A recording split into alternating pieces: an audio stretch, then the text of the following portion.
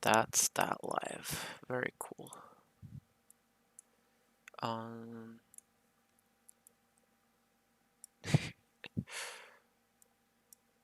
Woo.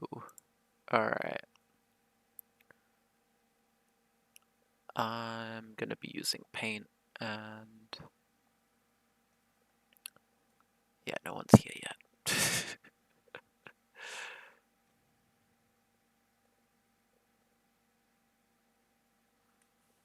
Okay. Okay, cool. One person is here. Okay. So I've got paint. And I have VS Code.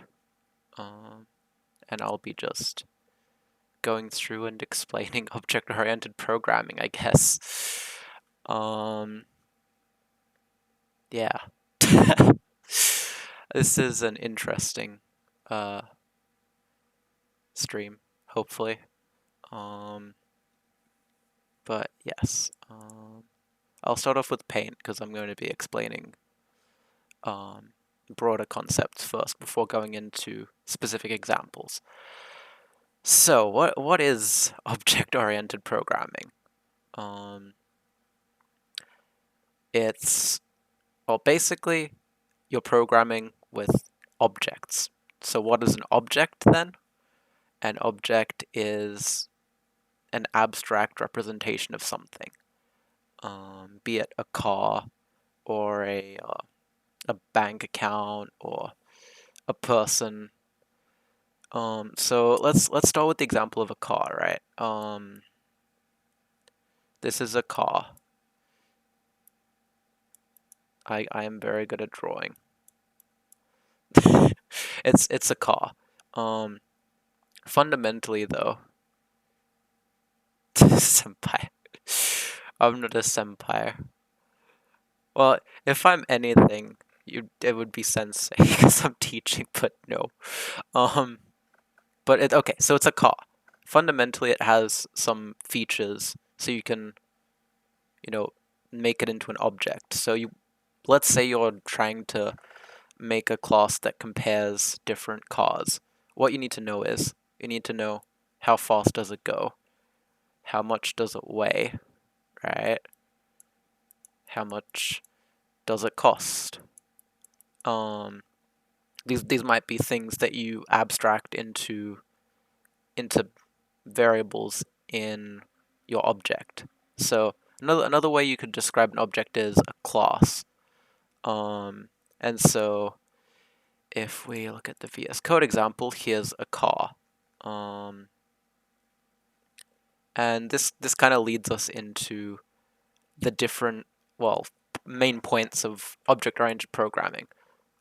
So we have abstraction, which I'm going to go through now.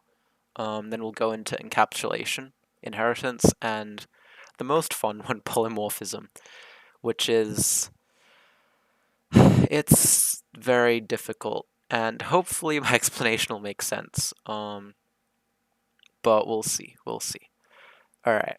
So abstraction. So we've got our car, right? We have our car. Oh fuck. We have our car here, right? And here we have a class called car. So what are we going to do with our car? Well, first off, we need our maybe our top speed. Maybe we need the weight of the car and the price. Thanks, GitHub Copilot. And so we've abstracted it away into just 3 variables, right? We have our car object, and we can have any number of cars, right? We can have a red car, a blue car, a white car. We can even store like what model they are. There's so many different things that you may want to use, but fundamentally we're going to only be using some of the attributes of the car. And so we're abstracting it away. Another component of abstraction is actually yes. Well, that's instantiating it. So we have methods, right? We have methods that work with our attributes to describe how things happen, or like to modify our car object. So in Java, what we're doing, one of the things we need to do is we need to instantiate.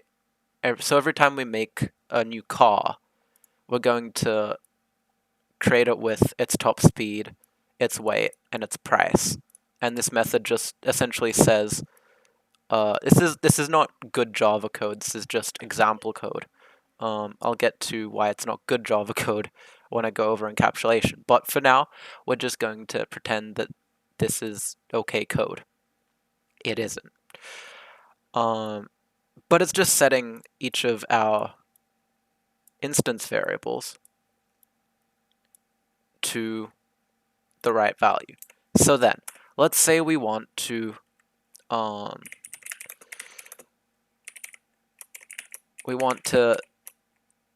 change. Let's say we worked on our car. Let's say we're a mechanic and we want to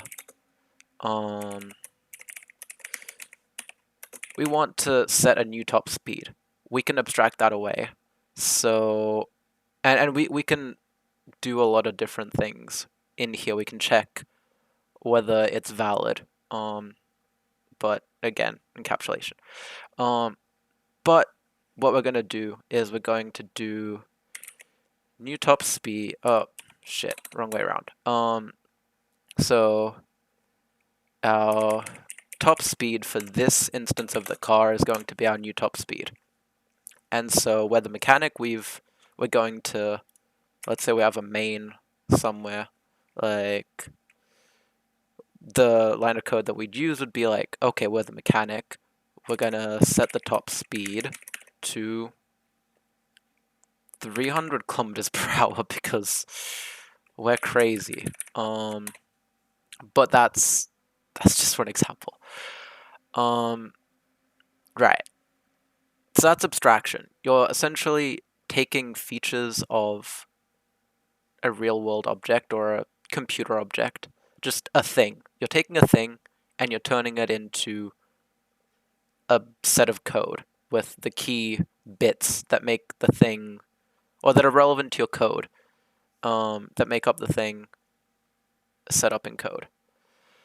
Now, we're going back to Paint for a bit, because we're moving on to encapsulation. So what's encapsulation? Encapsulation is essentially where you hide all of the internal workings and provide other people using your code a way to use your code without having to actually know what's going on. So this is our car box, black box, right? And inside it we have our like set blah blah blah, our get blah blah blah, etc. We don't need to know what's happening underneath each method, right? So these are methods. The functions within a class are methods. So we don't need to know what each of them is doing, fundamentally, if we're just using this class for our own code. So on the outside, we just see it as like, that's our interfaces, right? So we get our setter, put stuff in there, and then a getter is like, it's like a pipe, right? It dumps it out, and we can get our stuff out of there. Now, why would you want to do this? Well, let's say you're making a class that's a bank account. You're going to want to include Guardian code. You don't want just whatever to set your stuff and so on and so on. So, how are we going to make this code actually encapsulated? Well, so, set top speed. Let's say that we know based on the laws of physics that cars, without, some new material, aren't going to be able to go above, I don't know, 450 kilometers per hour. That's just an example. So we set out, we have to give it some conditions. So if it's greater than 450, or, well, no, less than. So if it's less than 450, right, it'll give it our new top speed, right? Otherwise, it won't do anything. Otherwise, it just sits there and it, you know, it doesn't set it. And so to actually make this usable in bigger code, you want to like, you're gonna want to return like some value. So like, I don't know, what's a good value? I don't know. There you go. Return true. Else, right. So there you go. You've basically just, it tells you whether it succeeded. And so you can encapsulate stuff. So no one needs to know how the tops, so we can set this to be a private variable then. So set top speed to top speed. And so we can see that it's going to check that it's under 450 because that's our physical limit for how fast a car can go. And then it's going to set it if it is, and then it'll return true. Otherwise, it returns false. Wait. This needs to be that. Alright. So, because we're returning booleans. That's what this bit means. Okay. So that's encapsulation. Is that making sense so far? I hope it's making sense so far.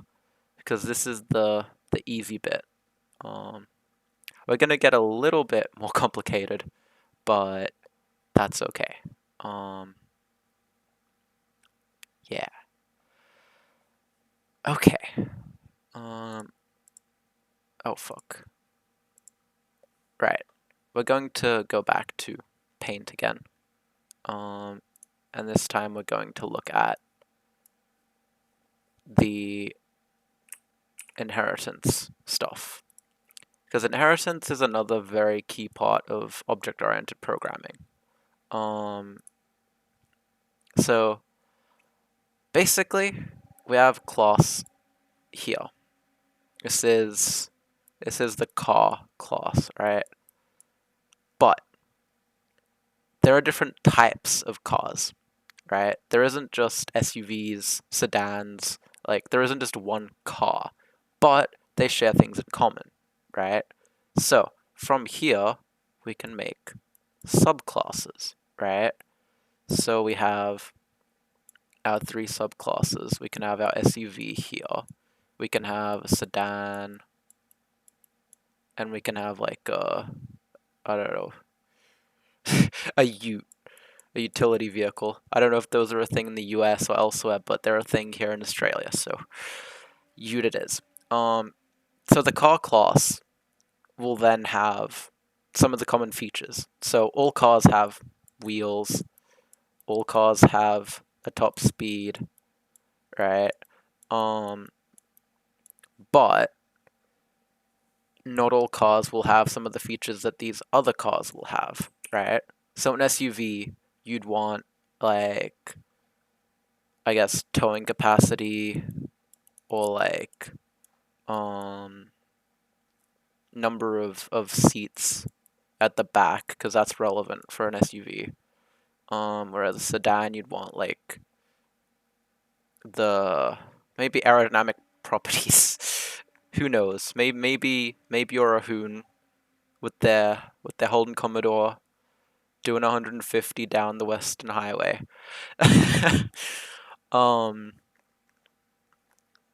But yeah.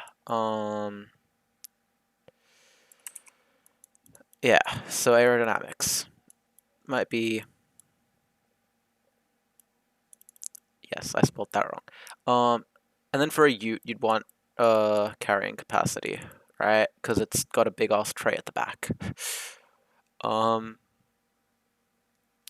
Different things, but all of these will then also have they'll all have wheels and top speed because they're inheriting that from the car superclass, it's called, right? So that's our superclass, and these are the subclasses. And technically in Java, every object is a subclass of the object superclass. So there are some things that every object will have, namely the toString variable, like method, right? So if we go back to VS Code briefly, we can actually look at something that you can do with the inheritance, right? And it'll lead into polymorphism, but we're not going to like really get into depth on polymorphism just yet because there's things I want to explain first. So let's say we have our, oh my god, there.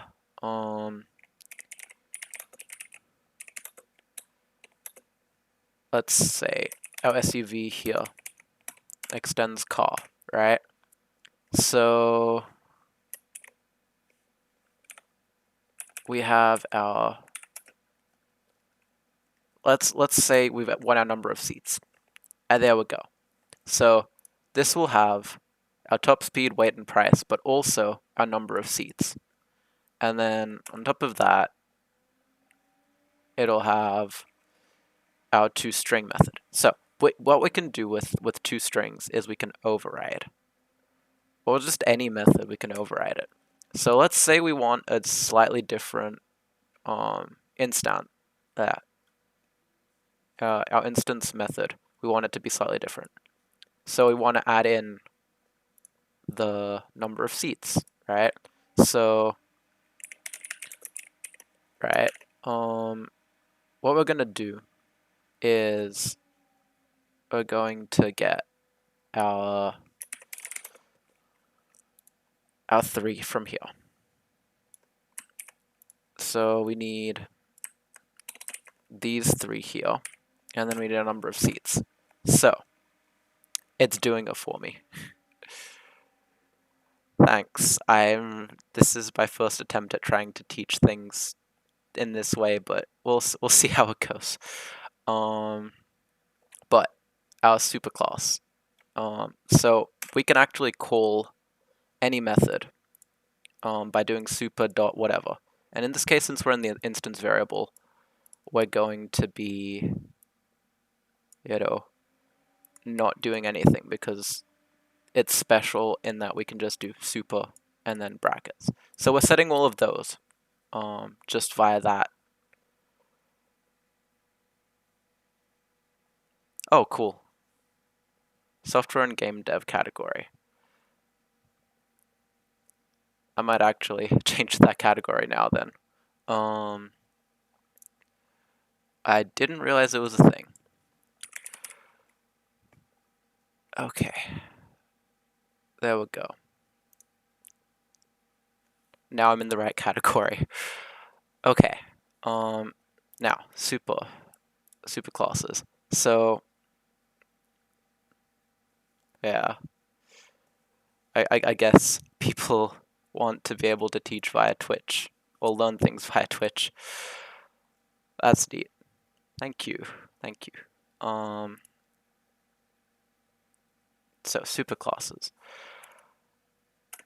We need to do our number of seats though as well. So we have that in there. And this is our overridden method.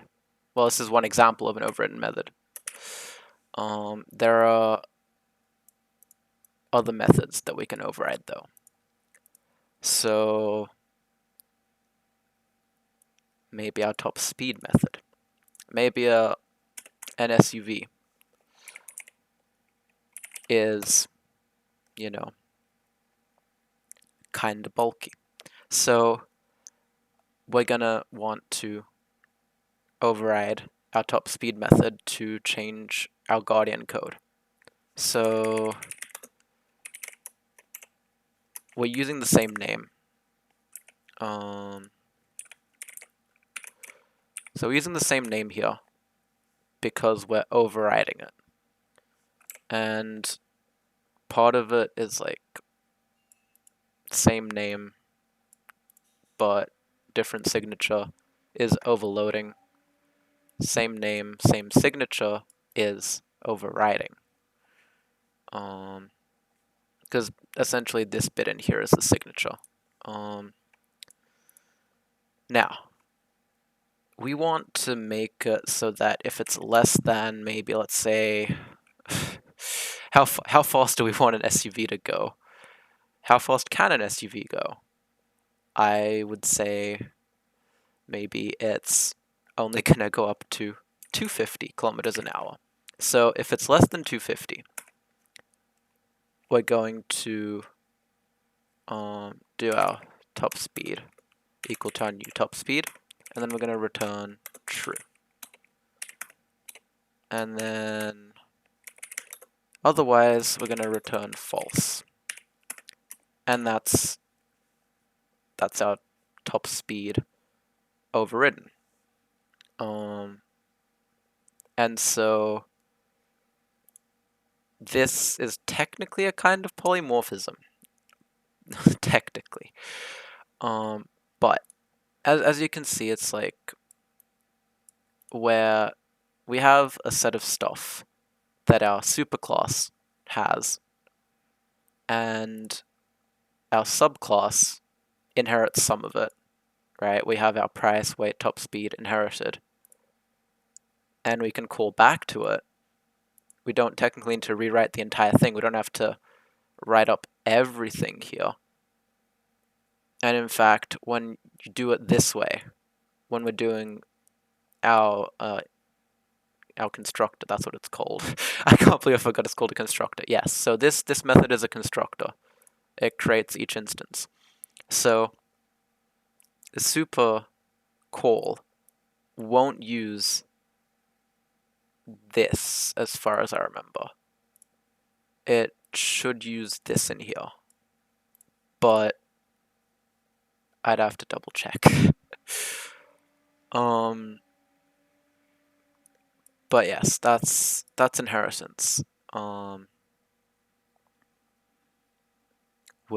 Inheritance is the best part of Java. So the fact that you can just take someone else's class if it does what you need it to do and just extend upon it if you need it to do more is pretty nice.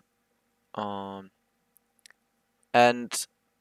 since I'm explaining Java, I might as well explain the public-private stuff. So that's related to encapsulation. Private means that only within either the class or the method can it be accessed, right? So we're not modifying it from anywhere else. And these subclasses, they can inherit the variable, but they can't modify the superclass or an instance of a superclass that has private. Now, the next step down from that is protected. So essentially, it doesn't let you modify it from outside of the hierarchy, but it does let you modify it from within the hierarchy. And then the most outward one is just public. So everything from outside can access and interact with this stuff. So your instance variables, generally you'd want them to be private because you only want them to be accessible through your public methods that have your Guardian code in them and have like it just hides all the dirty code that you've written, like this right here. This is dirty code. Yeah. So inheritance and encapsulation. Well, all of the concepts are related. That's kind of the whole point. But yeah. All right. Next on the list is the hardest, dumbest, most bullshit thing ever, also known as polymorphism. So, polymorphism. What is polymorphism? So we've got our example here. Oh shit. That. Okay. So we've got our classes, and we want to do stuff with our classes. Polymorphism is it takes inheritance and turns it to 11. It's like we need to talk about interfaces before we really get into polymorphism, though, and why it's so helpful. So an interface is essentially a template for other things to take on. So there is no car that is just car, right? So our car doesn't have to necessarily be a class, it can be an interface. And it can implement things that all of our types of cars would need, such as wheels, top speed, I don't know, doors. And then the actual implementations of cars would then take it further, and you would have your SUV with its towing seats, your sedan with aerodynamics, and so on. And you can't make a car, but you can make an SUV, right? That's our type of car. That's our type of object as well. It's an SUV type. However, with polymorphism, you don't have to have you can, using our interfaces, you can simplify your code and make it future-proof by essentially saying, okay, every reference to an SUV, a sedan, a ute, all of these get boiled down into a reference to a car. And so any subclass of car can then refer down the inheritance chain to any of the subclasses. So let's say we have a subclass. So let's say from the ute we need to have I don't know, like a sports ute, right? That's what the bogan's like. So we have our sports ute. Now, with polymorphism, essentially, you can use ute to refer to ute and to refer to sports ute, because that's this like branch of the inheritance, right? Or you can use car to refer to ute and sports ute and any other vehicle you want. That's a subtype, a subclass of car. Now, with our dynamic polymorphism, which is one of the two types that exists, and some people say it's the only kind, but whatever. Dynamic polymorphism essentially says when it encounters car and the actual type that it's referring to is a ute, it'll use any methods for the ute rather than going to car as you would expect from the reference, right? So if we go back to VS Code real quick and back to our oh fuck. Oh. I should really set hotkeys for that, but that's okay. So our SUV extends car. So if we then take, I don't know, let's make another new file. this can be our main.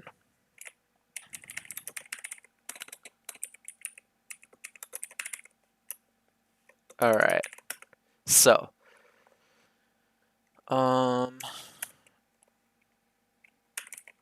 new car equals new, wait, fuck, how do I do this? I've forgotten the syntax because I haven't done it in months. I really should have made a note of this. So we need to instantiate one of these. So we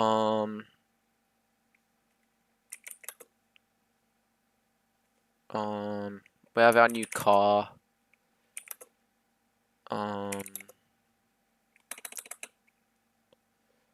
It's like new.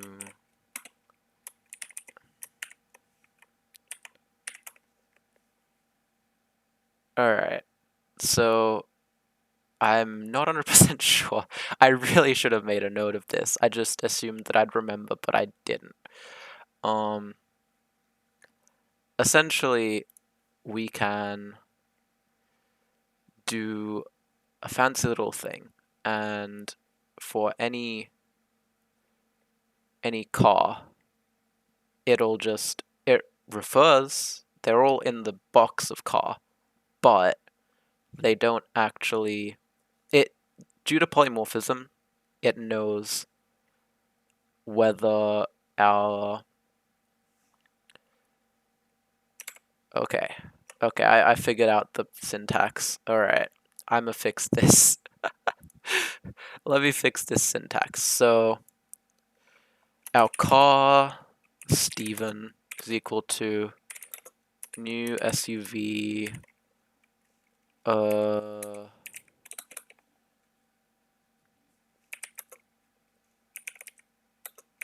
okay, there we go.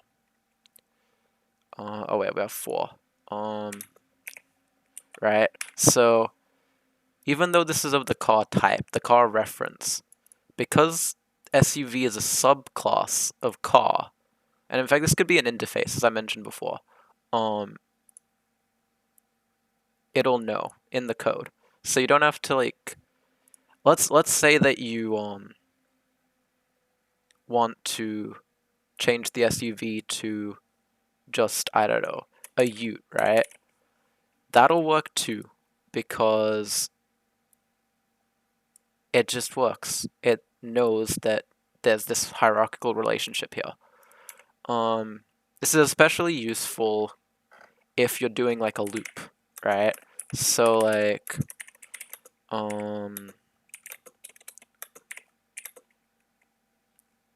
I is less than like 5 I plus plus, right? And so you want to, like, you have an array of like 5 cars, right? If you need to change it to like SUVs or a mix of SUVs, utes, sedans, etc., you don't have to change the source of it. You don't have to do any weird dodgy stuff. It just knows, because you're using a car reference type and it refers to all of the stuff. So if we go back to the paint diagram, which is very nice, and I'm an artiste, essentially this is our interface, and we can refer to this to refer to any of this that's downstream. And it's weird. It's like, you have to really think about it, and when this goes on YouTube as a VOD, I'll put some links to reading material in the description that helped remind me how polymorphism works. So keep your eyes out for that in like a day or so. It's very useful once you get your head around it. Now, I mentioned there was another kind of another kind of polymorphism that some people say isn't polymorphism. So that's pretty simple. It's essentially that the overloading, overriding stuff that I mentioned earlier. So that one's referred to as like static polymorphism or compile time, because it occurs via like overloading, right? It's one method that can do different things based on different contexts. The other kind, the dynamic kind, is also referred to as runtime because it happens at runtime, right? Like when you refer to the car, you're also referring to all of the stuff down here. And like that happens dynamically. It doesn't happen in the code statically. It can change over time based on how it's run, right? But our static polymorphism would then be if we take our wheels. So let's say for our utes, right? They can have 6 wheels. And we want to restrict sedans, right? We want to restrict sedans to just 3 to 4 wheels. I don't know. I mean, it's not really a sedan; it's a hatchback then. But maybe we have different requirements for the number of wheels of the top speed. And so let's say our ute overrides our wheels method. So we have a second wheels method in here that overrides or overloads rather. Fuck, no, that's wrong. Wrong way around. I'm just describing the same thing. Okay, no. So our wheels method would be then part of our constructor here. So if our constructor gets called with just wheels and top speed, and we don't need to know our carrying capacity, right? We can then have a second constructor that does have all 3. So if we go back to VS Code, it's easier to illustrate over there. Fuck, I did it again. Okay, so in our SUV class, maybe we want to have a second constructor, right? Where we don't care about our weight, right? So let's say we just care about how much it costs, how many seats it has, and how fast it can go, right? So from there, our constructor is gonna be different. And this is like overloading it, right?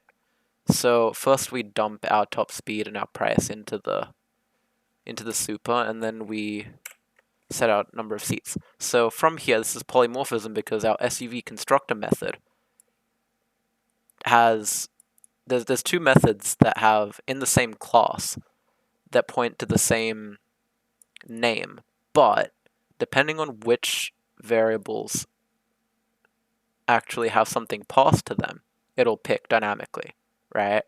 So if over here, let's make that an SUV again. Let's say we do this, right? Ah shit, wrong number. So that's our constructor being overloaded, and so we can do this here,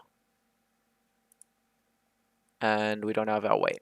We don't have to worry about the weight, and so you can do this with any other method. So like, let's say we're setting our top speed, and like we want to set it either as like a round number, or we want the exact like 250.11 whatever, right?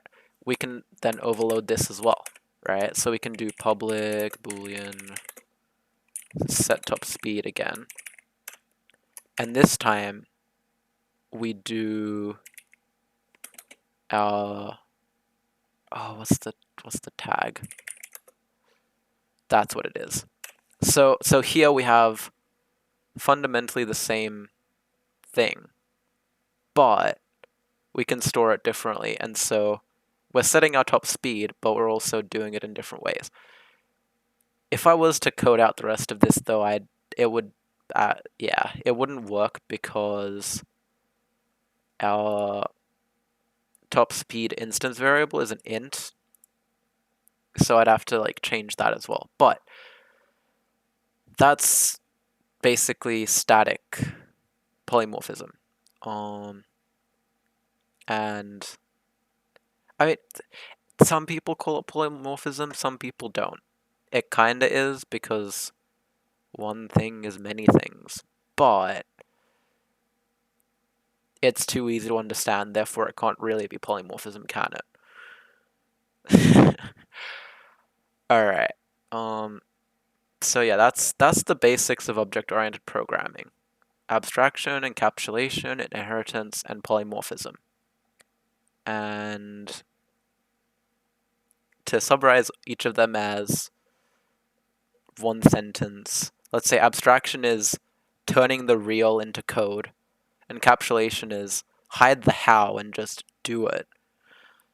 Inheritance is we live in a society with a class hierarchy. And polymorphism is yo dog, I heard you like inheritance, so I inherited your inheritance so you could inherit things and modify them and be weird and not very understandable while you inherit. I don't know, that summary is kind of shit. But hopefully that'll make sense. Yeah. If you want to ask more questions, feel free to put them in the chat, or I don't know, tag me on Twitter or something, because I have a Twitter.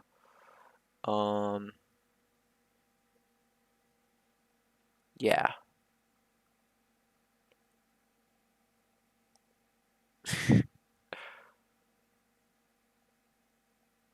So yeah, this is a new idea that I had.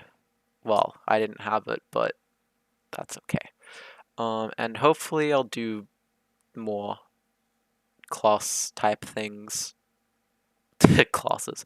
Not Java classes, like just me explaining something if people found this one helpful or interesting or something. Yeah. Alright, given the fact that it's been like over a minute with anyone even saying anything, we live in a society. Yeah, thanks. Thanks for coming and watching. And as I said, hopefully this was understandable and helpful. And I'll be putting this on YouTube at some point when I can be bothered.